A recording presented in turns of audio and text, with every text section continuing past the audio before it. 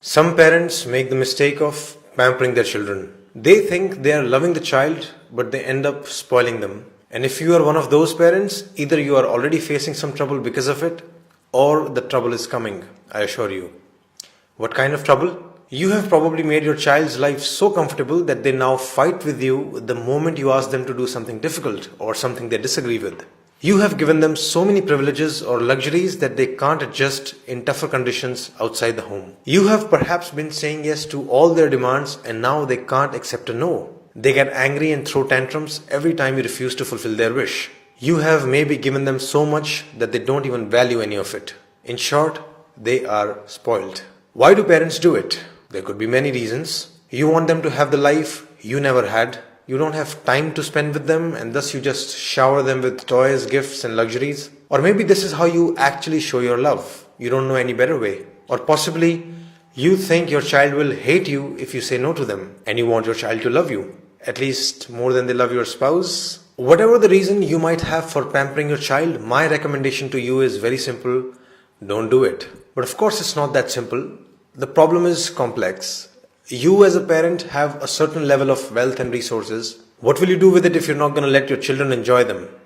And where is the line? Like how much should you give? How much is too much? How much is too little? There is obviously no measurable or one size fits all answer for this. As the cliche goes, it depends. But I'm going to give you a framework to think about this problem. Consider following points. First, try to predict and answer this question. When this child becomes an adult, would they be able to sustain the current level of privileges or not? The answer to this question will change every so often. Someday your child will seem very responsible and talented. Someday it will feel they are useless and incompetent. But you must keep those questions in mind. Will your child be able to afford the rent of the big house they are living in? Are they capable enough to buy the expensive branded clothes you buy them so casually? If not, how will the future look like? How long will you keep giving these privileges? Ultimately, you will have to cut them off. Ultimately, you will have to make them independent, right? So why not start a little earlier? Why not start today? This brings us to the second point. You must, from the beginning, create a balance of responsibility versus privileges in the house. Responsibilities in childhood mostly include schoolwork and house chores. Some other responsibilities could be to remain healthy, maintain decorum in the house, even being respectful to parents, etc. You need to make privileges somewhat conditional on these responsibilities. Essentially, give them a taste of adult life, which is, if you don't work, you don't get the car. Third, ask another question to yourself. Are you giving them resources for their growth or for their pleasure? If you're spending money on your child's music classes, sports classes, books, etc., it's very different from spending money on their toys, gadgets, clothes, birthday parties. Basically, whatever you're spending on them, is it being used by the child to just have more fun, or is it being used to try out a new skill or to become better at something, to explore talents, to start a new project, etc.? The problem would begin when you start spending excessively on their fun without proportionately spending on their talents and growth. So make sure you're investing proportionately in their joys and their talents. Fourth, are you making them grateful towards what you're giving them?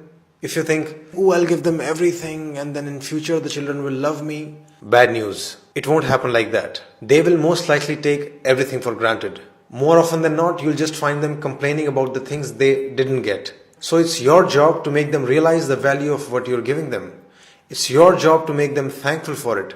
It's your job to tell them that millions and billions of people probably don't have the same privileges. They must realize the value of everything you're giving them for free. Like, why spend so much money and time on them only to be hated later? You give them everything and they grow up resenting you and not talking to you? What's the point of it all? Who did you do it for? So gratitude must be taught to them explicitly. And first step there would be to show gratitude to your own parents consistently. Fifth, you must make your child experience no from time to time. They must learn to deal with it. Of course, don't do it arbitrarily. Say no only when you have good reasons to say no, but do say it when needed. The main thing here is to learn to not be afraid of the child's anger or tantrums. In fact, if they show tantrums or anger, then you'll have to become even more strict in saying no. Your goal is to make sure that they accept your no with respect. And your objective is to teach them that their anger and tantrums will never turn a no into a yes. If you get scared and say yes to avoid fighting with them, you're only making them stronger. This is basic operant conditioning. By letting their anger win, you're reinforcing their bad behavior. In fact, if they show bad behavior, you need to not only stand your ground and stay firm, but you can even go on to cut additional privileges. Say no to something else as well, just as a lesson to them. As a parent, you must strive to have the authority to say no and still be respected. Finally, follow the cliche because it's very true. Your time is the best gift. Children need your time, your love, your care. That's really the biggest gift.